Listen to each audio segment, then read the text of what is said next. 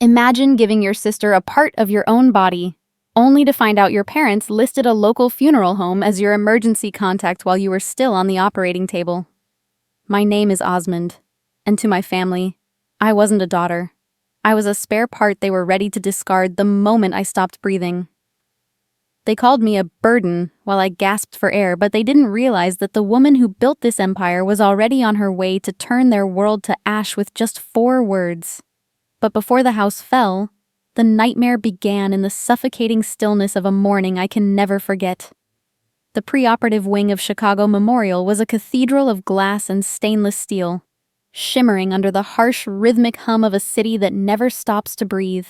At 5 a.m., the world outside was a bruised purple, the late autumn frost etching delicate skeletal patterns onto the windows. I lay on the gurney, the thin hospital gown offering no protection against the clinical chill. My name is Osmond, and in this sterile silence, I felt less like a daughter and more like a structural donor, a piece of biological masonry being harvested to shore up a crumbling foundation. Love, I've often thought, is much like the architectural conservation I do for a living. You spend years meticulously restoring the joints, cleaning the soot from the stones, and reinforcing the beams, hoping the structure will finally stand on its own. I was giving a part of my body today to save my sister Callista. It was meant to be the ultimate act of preservation. But as I stared at the perforated ceiling tiles, I realized that true generosity is doing something for someone who will never be able to repay you. And in this family, the ledger was already written in red. The double doors hissed open, and the sound of polished leather heels announced my parents' arrival. Silas and Alora didn't walk toward me with the frantic pace of worried parents. They approached with the measured, distracted air of executives attending a mandatory but inconvenient briefing. Silas adjusted his silk tie, his eyes darting to his watch before they ever settled on mine. Alora looked impeccable, her hair a stiff monument to Chicago high society. Not a single strand out of place despite the hour. The doctors say Callista is remarkably brave, Alora said, her voice floating over me like a cold mist. She smoothed the sheets at the foot of my bed, her touch distant and performative. She's so fragile, Osmond. This transplant is a monumental burden for her system. We have to be grateful she's willing to go through with it. I looked at her, my throat tight. She's willing to receive it, Mother. I'm the one going through with it. Silas cleared his throat, a sound of impatient dismissal.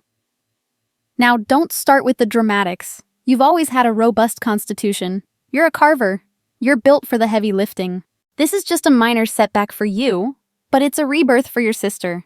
Have you ever noticed how the people who ask for the most sacrifice are always the ones who characterize it as the least significant? I didn't argue. I didn't beg for a hug or a whispered word of pride. I simply nodded. I'm not doing this for a thank you, Silas. I'm doing this because it's the right thing to do. My conscience isn't a commodity you can trade. The atmosphere shifted instantly. The clinical hums seemed to grow louder, more predatory. Silas reached into the breast pocket of his charcoal blazer and pulled out a manila folder. He didn't set it down. He held it toward me with a sudden, sharp urgency that made my heart hammer against my ribs. Hospital bureaucracy, he muttered, his voice dropping into that smooth, persuasive tone he used when closing a real estate deal. Just some standard medical proxy and inheritance paperwork. With the anesthesia coming up, the lawyers insisted we have a safety net in place for the family assets. It's a formality, really. Sign here. The nurse was already approaching with the sedative, her footsteps echoing on the linoleum. My head felt heavy, the stress of the impending surgery clouding my sharp edges. I glanced at the document. My eyes caught a few phrases: intellectual property transfer, architectural copyrights, irrevocable assignment upon medical incapacitation. It wasn't a medical proxy. It was a heist. Silas was trying to use my surgical vulnerability to strip me of my career. If I didn't wake up, or if I woke up incapacitated, every design I had ever labored over, every historical restoration contract in my name, would bypass the estate and go directly to Emma. Emma, the golden child. Emma, who couldn't draw a straight line but craved the prestige of my success. Sign it, Osmond, Alora whispered, her hand moving to my shoulder. It was the first time she had touched me all morning, and it felt like a brand. Think of the family. Think of your sisters. I looked into Silas's eyes. I saw the greed, the calculated coldness of a man who viewed his youngest daughter as a spare part. I felt a surge of profound, tragic clarity. Forgiveness doesn't excuse their behavior, it prevents their behavior from destroying your heart. I took the pen. My hand shook, not from fear, but from the weight of the final hope I was burying. I signed it. I wanted to see if their greed truly had no bottom. I wanted to give them enough rope to either pull me up or hang themselves.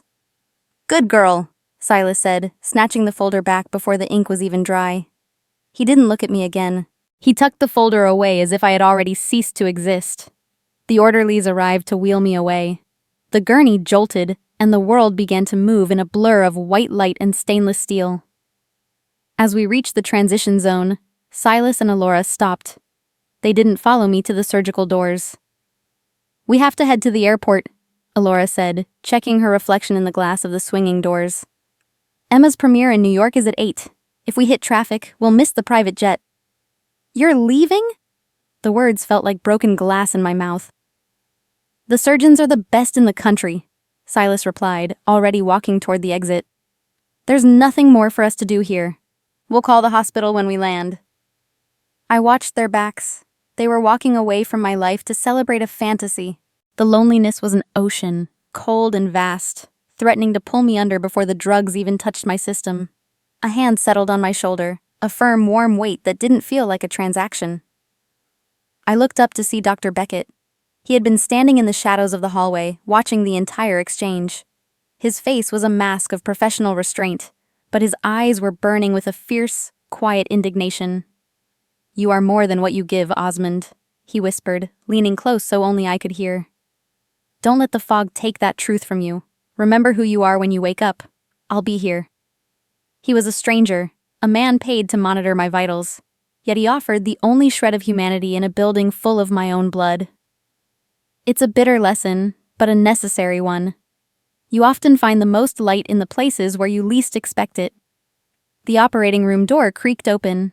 The smell of ozone and disinfectant filled my nostrils. The ceiling lights began to dim into long white streaks, a dramatic fading scene into nothingness. My last conscious thought was a silent vow.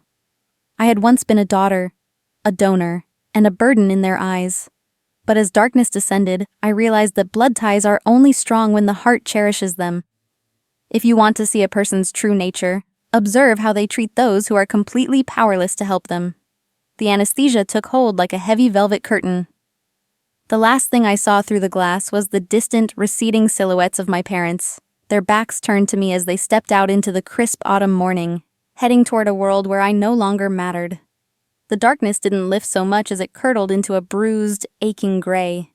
I drifted back into consciousness to the rhythmic, taunting beep of a heart monitor, a metronome for a life that felt like it was barely holding on. My body was a slab of cold lead, and my midsection felt as though it had been stitched back together with barbed wire. But the physical agony was secondary to the desert in my throat. I tried to swallow, but my tongue felt like a piece of dry sandpaper fused to the roof of my mouth. I opened my eyes, expecting to see a familiar face, a hand to hold, or even just the silhouette of my mother, Alora, silhouetted against the window. The guest chair was empty. The plastic wrap from a sandwich sat discarded on the floor, the only evidence that someone had been there and decided that their hunger was more important than my survival. The hardest part of being a good person is realizing that not everyone has the same heart you do. I had spent my life building an architecture of kindness for them, yet here I was, the foundation of my own family, lying in the rubble of their indifference. I didn't cry out, I didn't have the moisture for tears, and I certainly didn't have the breath for a scream. Strength is not the absence of pain, but the ability to remain dignified through it. I focused on the slow rise and fall of my chest. I watched the dust motes dancing in the dim light of the recovery ward, a lonely theater of the forgotten. A janitor pushed a silent buffer down the hallway, his shadow stretching across my door. He paused, caught my eye through the glass, and gave me a slow, sympathetic nod before moving on. It was the only human connection I'd had in 12 hours. The irony was a bitter pill. A man whose name I didn't know showed more grace than the people who shared my DNA. The door creaked open, and for a fleeting second, hope flared in my chest like a dying ember. Elora walked in, her heels clicking sharply against the linoleum. She didn't look at the monitors. She didn't ask how the surgery went. She went straight for the closet, retrieving a designer bag she'd left behind before the premiere. My name is Osmond, and I was invisible in my own hospital room. I managed a rasping sound, a broken plea for help, and pointed a trembling hand toward the fresh bottle of water sitting on the nightstand just out of my reach. Elora picked up the bottle. I felt a surge of relief, my cracked lips already bracing for the cool liquid. Instead, she turned to the connecting glass window that looked into Callista's room. "I can't stay. Emma's premiere starts in 3 hours and I'm already late," she muttered, more to herself than to me. She unscrewed the cap and poured the water into a vase of expensive lilies sitting on the ledge of the window. She watched the water soak into the soil, ensuring Callista's flowers wouldn't wilt while she was away celebrating Emma. She set the empty bottle back down and walked out without a backward glance. The water Elora poured on those flowers felt like ice in my veins, but it finally washed the fog of loyalty from my eyes. I stared at the ceiling, my architectural mind beginning to map out a new reality. If they wanted a desert, I would give them one. I reached for my phone, my fingers fumbling with the touchscreen. I needed to see if the group chat was as silent as this room. I sent a single, desperate message. "Please, I'm in pain, and I'm alone. I need someone." My phone buzzed almost instantly. Elora's reply flashed across the screen, a digital dagger aimed straight for my heart. "You've always been a nuisance and a burden, Osmond. We're busy with Emma. Figure it out yourself." Below it, a laughing emoji appeared. Emma. It was a declaration of war masked as a triviality. Character is how you treat those who can do nothing for you, and they had just shown me that I was worth less than a vase of lilies and a red carpet. I didn't lash out. I didn't send a vitriolic reply. I simply closed my eyes and let the silence settle over me like a shroud. You don't need a whole family to survive. You just need to realize that you are enough. Using the same precision I applied to historical blueprints, I began to calculate the distance to the nurses' station. I didn't need their permission to recover. The only walls that can truly protect you are the ones you build around your heart, and I was currently laying the first row of bricks. I stared at the messages on the screen. I didn't delete them. I saved them, creating a digital folder I labeled Evidence. These weren't just insults. They were the blueprints for my future freedom. They were the proof that the contract of our family had been breached beyond repair. I wasn't just a donor anymore. I was an architect of my own exodus. A queen is still a queen, even when she is sitting in the dirt, and I was about to reclaim my throne. Toward the end of the hour, a nurse slipped into the room to check my vitals. She noticed the empty cup on my tray and the condensation clinging to the rim. She poured a small amount of water into it and held it to my lips. It was only a few drops, a small victory of survival, but it tasted like life. I looked at her, my eyes clear for the first time in years. "Thank you," I whispered. She smiled and squeezed my hand. I watched her leave, the light from the hallway spilling into the room. The real surgery began the moment I opened my eyes to an empty room, and I was finally ready to cut the rot away. Nightfall in a hospital has a specific, heavy texture. The fluorescent hum of the hallway lights becomes more aggressive against the deepening shadows of the ward. I lay in the dark, watching the city lights of Chicago flicker through the blinds like distant, unachievable promises. My body felt brittle, a delicate structure of bone and sutures, but my mind had never been sharper. I was no longer drifting in the fog of anesthesia. I was anchored in the cold, hard reality of my existence. I had given a part of myself to save Callista, but in return, my family had decided to liquidate my dignity. A nurse entered the room around 8 p.m., her face a mask of professional discomfort. She didn't look at my chart immediately. She looked at the tray of lukewarm hospital food she was carrying. "I'm sorry, Osmond," she whispered, her voice barely audible over the hum of the monitors. "There was a change in your billing profile. Your father called the business office this afternoon. He canceled the premium recovery meal plan and requested a full refund of the deposit to his primary account." I didn't blink. I didn't let the sudden hollow ache in my stomach reach my face. "I see." I replied, my voice steady, though it felt like I was speaking through a throat made of glass. And what did he give as a reason? The nurse looked away. He said it was an unnecessary expense since you were already stable and used to managing on your own. They converted the credit into a wire transfer. I watched her set down a small bowl of thin gray broth and a single piece of dry toast, the standard indigent care meal. After she left, I picked up my phone. I didn't have to search long. My mother, Alora, had posted a series of photos on her public profile. There they were, Silas and Alora, standing in a lavish VIP suite at a New York hotel, crystal flutes of champagne in their hands. The caption read, "Celebrating our star, Emma. A little last-minute upgrade to the Diamond Suite was exactly what we needed to toast to success." The math was simple. My recovery nutrition had paid for their silk sheets and room service in Manhattan. Most people would have called them, screamed, or begged for an explanation, but I knew better. When someone shows you who they are, believe them the first time. I didn't lose a family today. I finally shed a burden I was never meant to carry. I looked at the bowl of broth. It was meager, almost insulting. Then I heard a soft moan from the bed next to mine. An elderly woman, Mrs. Gable, lay there. She had no visitors, no flowers, and according to the chart I'd overheard, no family left in the state. She was staring at her own empty tray with a look of quiet, resigned hunger. I carefully sat up, the pain in my side a sharp reminder of the physical cost of my loyalty. I slid my tray toward her. "Here, Mrs. Gable," I said softly. "I'm not very hungry tonight. Please take this." She looked at me, her eyes wide and watery. "But dear, you've just had surgery. You need your strength." "Kindness isn't something you give because you have plenty," I replied, offering her a weak but genuine smile.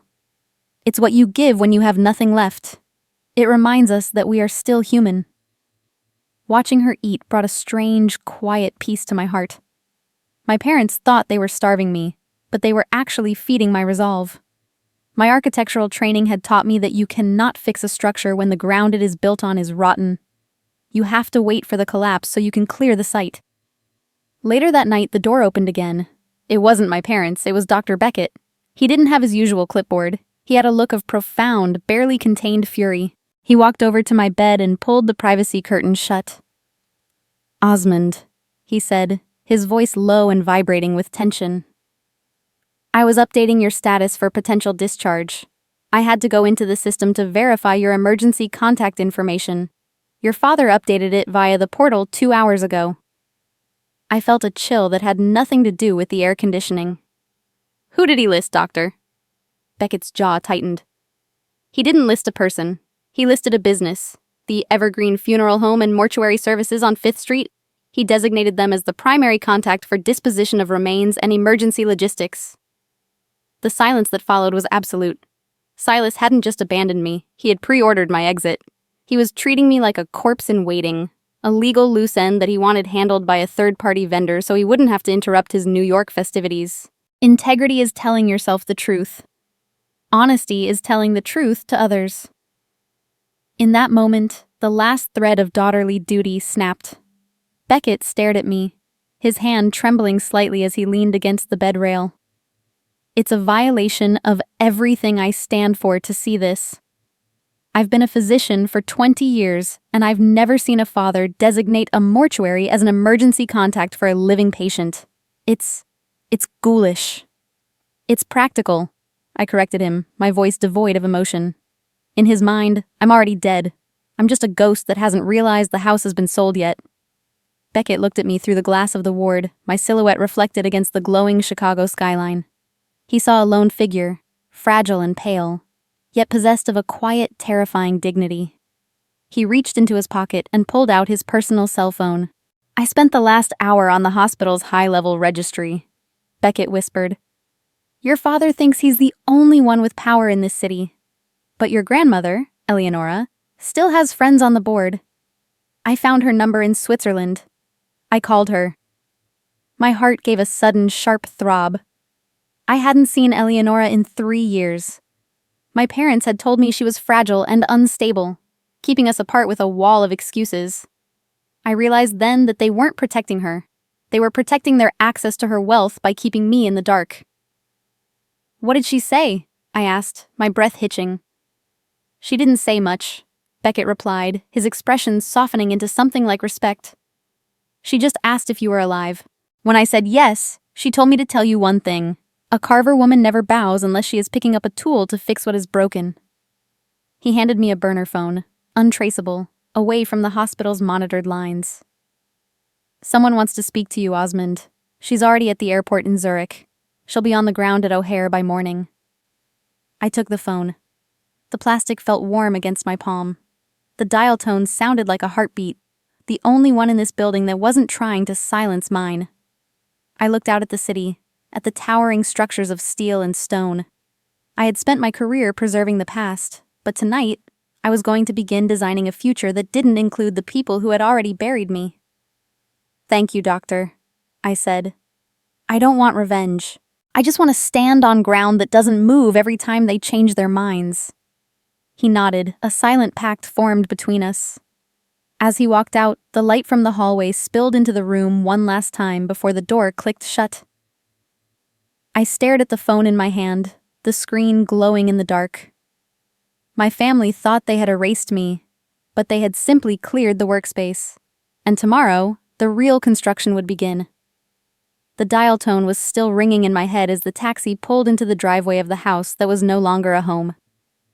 It had been exactly 7 days since they opened me up and took a piece of my life to give to Callista, yet as I stepped onto the asphalt, the world felt decades older. The grand white columns of the Carver estate stood tall against the late afternoon sun, casting long, skeletal shadows across the manicured lawn. To the neighbors, it looked like a monument to success. To me, it looked like the ribs of a giant hollow beast, waiting to swallow whatever was left of my soul. Pain is a quiet teacher, and I have become her most disciplined student. Every step toward the front door sent a searing reminder through my side, but I refused to call for help. I had a single suitcase and a heart full of cold clarity. A house is built of bricks and stone, but a home is built of trust and truth. Without them, this place was just a high-end tomb. As I reached the porch, I noticed a small bird feeder had fallen from its hook, lying forgotten in the dirt. I knelt slowly, the agony in my abdomen sharp and hot, and carefully hung it back up. You don't lose your capacity for kindness just because you were treated with cruelty. It was a small act of care for a world that had shown me none. The house was unnervingly silent when I stepped inside. The scent of expensive lemon polish and lavender candles greeted me. The smell of a lie well maintained. I moved toward the living room, drawn by the distant, muffled sound of a television. On the large screen, a national morning show was playing. Emma was there, looking radiant in a designer suit, her smile as sharp as a diamond. My name is Osmond, and I watched from the shadows as my sister began to dismantle my professional life with the same surgical precision Silas used on my medical proxy. "It was a spiritual awakening for me," Emma told the interviewer, her voice smooth and practiced.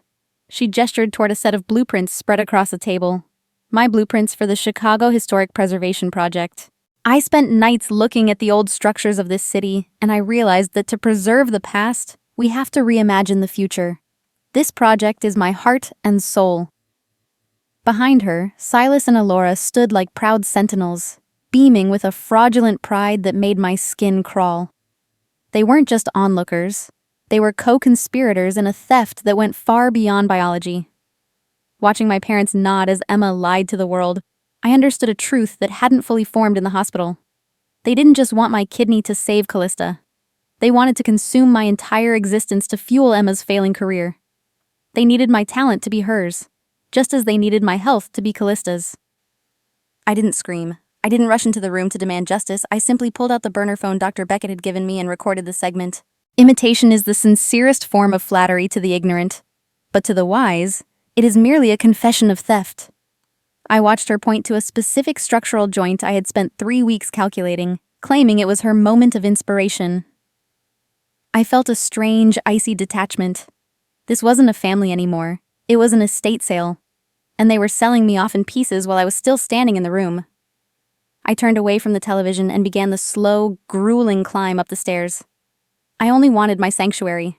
I wanted my drafting table, my books, and the quiet comfort of my own bed to recover in. But when I reached the top floor and pushed open the heavy oak door to my bedroom, the air left my lungs. The room was gutted. My drafting table was gone. My models, the miniature cathedrals and skyscrapers I had spent years building, were missing. In their place stood long racks of Emma's tour costumes, a sea of shimmering sequins and feathers that looked like a vulgar intrusion. "Where is my life?" I whispered to the empty room. My name wasn't anywhere. Not on a single shelf. Not in a single corner. It was as if I had never lived here. The distant hum of laughter drifted from downstairs. My mother and sister discussing dinner plans, trivial joys of lives untouched by absence. I had been erased from the upper floor as if I were a smudge on a blueprint that needed to be corrected. I found the rest of myself in the garage. I walked past the luxury cars to a corner near the trash bins. There, shoved into black industrial bags, were my architectural sketches, my research papers, and my personal journals. They had been treated like refuse, discarded to make room for Emma's vanity. I sat down on the cold concrete floor among the ruins of my dreams. The physical pain of the surgery was nothing compared to the stinging betrayal of seeing my life's work handled with such casual malice. But as I ran my fingertips over a crumpled sketch of a restoration project, a new kind of strength took root.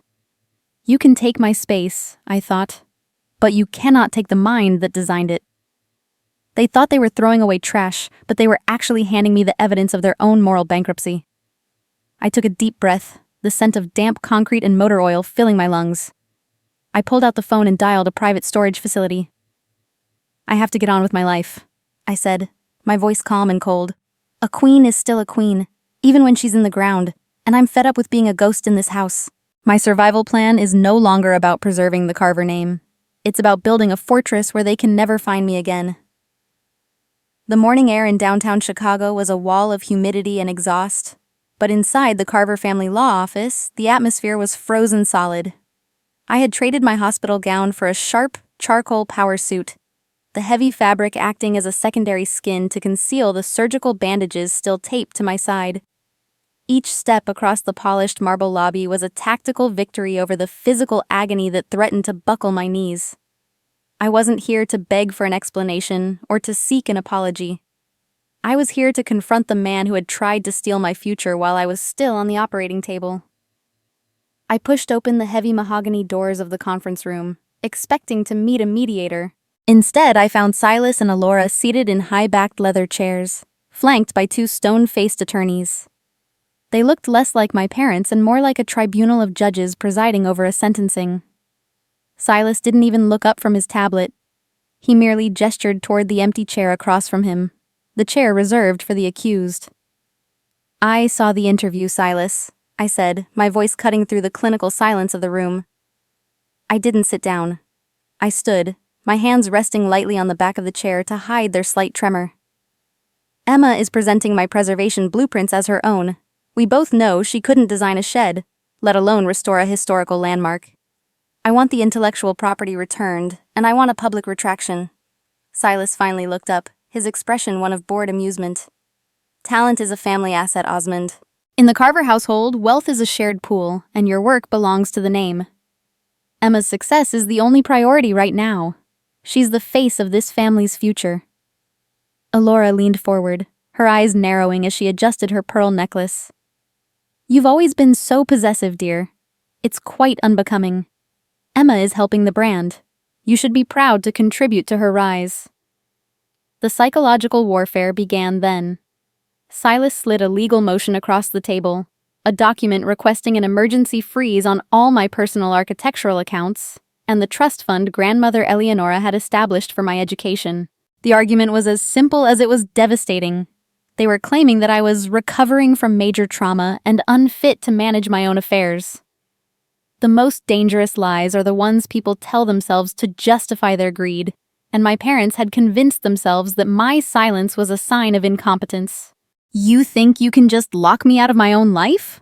I asked, a cold fury beginning to settle in my marrow. "We are doing this for your own good," Silas replied, his voice a smooth, practiced barrette. You're clearly unstable, Osmond.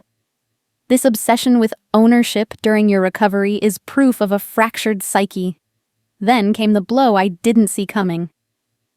Silas reached into a folder and produced a medical report, a thick, official-looking document with a hospital seal. But as I glanced at the signature, it wasn't Dr. Beckett's.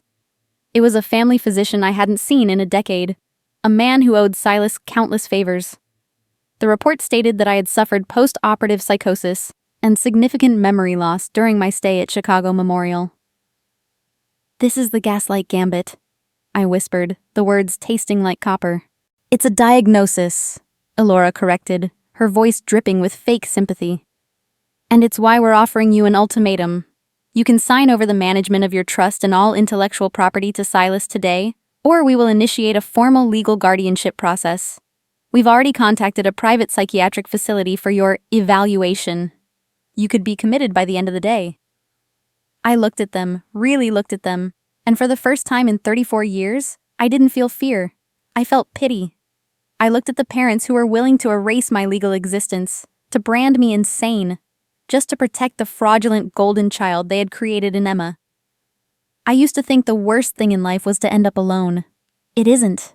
The worst thing in life is to end up with people who make you feel alone while they take everything you are. "I am not your victim, Silas," I said, my voice dropping to a level that made the attorneys shift in their seats. "And I am certainly not your daughter in any way that matters anymore. I would have given you anything if you had simply asked with love. I would have designed Emma's entire world if I felt a shred of genuine affection from either of you." I pulled out the burner phone Dr. Beckett had given me. I had been recording the entire conversation from the moment I stepped into the room. I watched Silas's face turn from smug confidence to a pale, sickly gray. My architectural mind was already calculating the legal, load-bearing points of their lie. They had built a masterpiece of deception, but they had forgotten that a structure built on a lie cannot stand the weight of the truth. "Since you chose to take it with malice," I continued, "you will find that the foundation of this family is much thinner than you imagine. You've taught me how to be cold, Silas. I suppose I should thank you for that." I didn't wait for a response. I turned and walked out, the heavy mahogany doors thudding shut behind me like a gavel. I didn't run. I walked through the lobby and out onto the street where a torrential Chicago downpour was turning the pavement into a mirror. I stood under the neon lights of a nearby cafe, soaked to the bone but standing perfectly straight. True power isn't in what you can take from others. It's in what you refuse to let them take from you. The rain was washing away the last of my tears, leaving only the cold, hard steel of a woman who finally knew her worth. I pulled out the phone and dialed the international number Dr. Beckett had provided. It rang twice. "Grandmother," I said, my voice steady against the thunder. "They've crossed the line. They're trying to commit me. It's time to bring the house down." The rain in Chicago had a way of turning the city into a series of blurred, neon watercolors. Inside the secluded suite at the Drake Hotel, the world was different. It smelled of old leather, expensive scotch, and the quiet, immovable weight of history. Grandmother Eleonora sat in a velvet wingback chair near the window, her silhouette framed by the gold-leafed glass. She didn't look like a woman who had been fragile or unstable, as Silas had claimed. She looked like a silent thunderhead, a matriarch returning to reclaim a kingdom that had been desecrated in her absence. I stood by the fireplace, the warmth doing little to thaw the icy resolve in my chest. Dr. Beckett sat across from Eleonora, his hands clasped tightly over a thick leather portfolio. He looked at me, then at the woman who founded the Carver Empire, and began to speak. He laid out the medical logs, the forged psychosis reports, and the chilling funeral home listing. Each document was a brick in the wall Silas and Elora had built to entomb my life. Then, it was my turn. I pulled out the burner phone and played the recording from the law office. Silas's voice filled the room, cold and predatory, as he threatened to commit me to a psychiatric ward. My name is Osmond, and as I listened to my father's betrayal echoing off the hotel walls, I didn't feel the sting of tears. I felt the steady, rhythmic pulse of ancestral strength. I looked at Eleonora, whose jaw had tightened into a line of granite. I didn't want her to see me as a victim. I wanted her to see me as a carver who had finally learned to use the tools she had inherited. "I do not seek to destroy the family you built, grandmother," I said, my voice cutting through the echoes of Silas's greed. "I only seek to preserve the integrity of the names Silas and Elora have forgotten. They've treated my talent as a commodity, and my life as an inconvenience. I act from duty, not spite." Eleonora didn't answer immediately. She reached out and touched the edge of the medical report, her fingers tracing the forged signature. "A house is only as strong as its foundation, Osmond," she whispered, her voice a low vibration of authority. "The truth is like a foundation. You can build 1,000 lies on top of it, but the weight will eventually crack the ground. They have made a grave error in assuming I was too old to hear the tremors." The strategy session that followed was a masterclass in the architecture of accountability. Eleonora dismantled Silas's legal gambit with the precision of a master builder. She identified the specific statutes he had violated: wire fraud, medical malfeasance, and the illegal transfer of intellectual property under duress. My architectural mind watched her, realizing that I was seeing the woman who taught me that a carver woman never bows unless she is picking up a tool to fix what is broken. I felt the revival of my own self-worth, a structure being reinforced from the inside out. In a moment of quiet humanity, Eleonora reached into a small velvet case on the side table. She pulled out an old drafting set, the brass tarnished but the steel still sharp. "This was the first set I bought when I designed the Civic Center," she said, placing it in my hands. "It's been waiting for a carver who understood that you don't build things for the applause. You build them to last. Silas never understood that. He only cares for the facade." I took the tools, the weight of them a comfort against my palm. I knew then that the true lineage of talent hadn't been stolen. It had been passed down to the only one who respected it. But even with the power of the matriarch behind me, I felt a moral obligation to handle this with dignity. "Justice should be a mirror, not a hammer, grandmother," I insisted. "I want them to see what they have become, not just feel the blow. I want a fair legal process, not just a public execution," she nodded, a small, proud smile touching her lips. "You have your grandfather's heart, but you have my eyes. We will give them exactly what they deserve." The judgment was set into motion that very hour. Eleonora issued a mandatory family council summons for the following morning at the Carver estate. She framed it as a celebratory brunch to mark Callista's full recovery and the announcement of Emma's upcoming international tour. It was a high-stakes invitation, a summons to their own undoing. I knew Silas and Elora would receive it with laughter, assuming the fragile grandmother was returning to bless their recent acquisitions and shower them with more wealth. I stood on the hotel balcony after Beckett left, watching the rain wash over the Chicago skyline. I had helped design some of those structures, and I knew every load-bearing wall and every hidden crack. Sometimes the only way to save a structure is to tear down the rotten parts and start over. Silas and Elora were the rot, and they had no idea that the storm was no longer outside. It was already in the room. The city lights flickered in the distance, a million eyes watching a play they didn't know was about to reach its final act. I thought of the generations of women who had stood before me, women who had survived wars and depressions to build this name. I wasn't just Osmond anymore. I was the guardian of a legacy. As the city lights flickered in the distance, I knew that by sunrise, the shadow Silas and Elora lived in would finally be set ablaze by the truth. I wondered if they would even recognize the woman I had become. Or perhaps they would be too busy looking at the sequins on Emma's dresses to notice the foundation crumbling beneath their feet. It was a strange, cold comfort. By tomorrow, I wouldn't be a burden. I would be the landlord. And I was ready to collect the rent.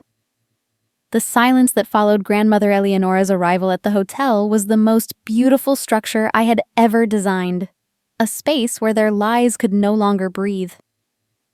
As we pulled up to the Carver estate the following morning, the sun was blindingly bright, reflecting off the white columns like a spotlight on a crime scene. The driveway was lined with the cars of Chicago's elite, invited under the guise of a celebratory brunch for Callista's health and Emma's genius. Silas and Elora had spent a fortune on white roses and vintage champagne, building a gold and white illusion to mask the rot underneath. I stepped out of the car, my movements fluid and deliberate. I wore a simple, elegant black dress that felt like armor. I wasn't the trembling girl in a hospital gown anymore. I was the architect of a new reality. Inside, the air was thick with the scent of lilies and the artificial hum of high society chatter. Silas stood near the grand piano, a crystal flute in his hand, looking every bit the triumphant patriarch. He was holding court, preparing to announce a legal partnership that would officially tie my stolen architectural copyrights to Emma's brand forever. A man who builds his house on the suffering of his children is a man who sleeps in a pile of ash and calls it a palace. I whispered to myself as I entered the room. The chatter died down as I walked through the crowd. I didn't say a word, but the atmosphere shifted instantly. My presence was a structural defect in their perfect morning. Silas's smile faltered, his eyes darting toward the security detail at the door. "Osmond," he said, his voice tight with performative concern. "You shouldn't be here. You're still unwell. Security, please escort my daughter back to her private care facility." Before the guards could move, a cane struck the marble floor with the force of a gavel.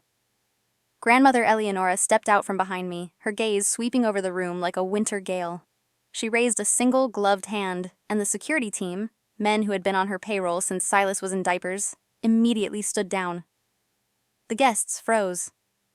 Elora dropped her glass, the champagne soaking into the expensive rug like a spreading stain.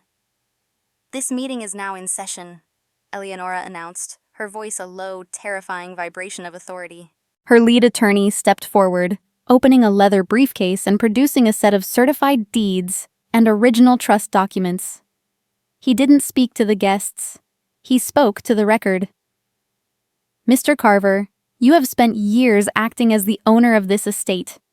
However, under the original codicil established by your mother, you were merely a tenant at will. A manager granted residency contingent upon the ethical execution of your fiduciary duties." Silas's face went from pale to a sickly, translucent gray. The guardianship papers he had tried to use to commit me in Chapter 5 were useless now. Dr. Beckett stood by the door, a silent witness ready to testify to the medical fraud and the funeral home listing. The legal structure Silas had built to trap me was collapsing in real time. Eleonora walked toward Silas, her steps measured and rhythmic. She didn't raise her voice. She didn't need to. She looked at him with a disappointment so profound it seemed to age him 20 years in a single second.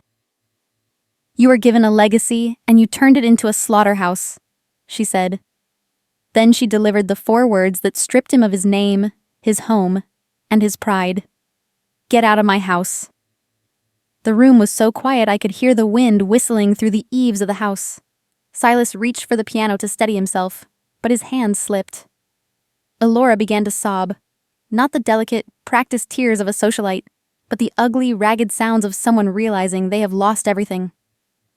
Emma stood in the corner, clutching a portfolio of my stolen designs, her star fading into the shadows of the room. The humanitarian resolution followed with clinical efficiency. Emma's fraudulent awards were revoked by the end of the hour, and Silas and Elora were escorted out by police officers for an initial investigation into medical neglect and corporate fraud. I stood perfectly still as the house emptied, the gold and white illusion finally shattered. I looked at Callista, who sat in a wheelchair by the window, her face a mask of shock. "I hope you live a long, healthy life, Callista," I said, my voice steady and devoid of malice. "I don't regret saving you. My kidney was a gift. But I do regret letting you all think my love was a weakness. It was the only thing keeping this house standing." Eleonora offered to pursue the maximum criminal sentences, but I declined. I chose a total restraining order and the immediate return of every piece of my intellectual property instead. I chose peace over a lifelong war. Holding on to anger is like drinking poison and expecting the other person to die. I was pouring the glass out today. I had reclaimed my name, my work, and my freedom. I walked out onto the porch and looked at the Chicago horizon. I had spent my life preserving the structures of the past, but now I was ready to design something entirely new. I chose myself, and for the first time in my life, I am free. I know many of you have stood in the ruins of a relationship you tried so hard to save. Have you ever had to walk away from everything to find who you really are? Tell me your story in the comments. I read every one. Sometimes the most beautiful thing you can build is the courage to start over.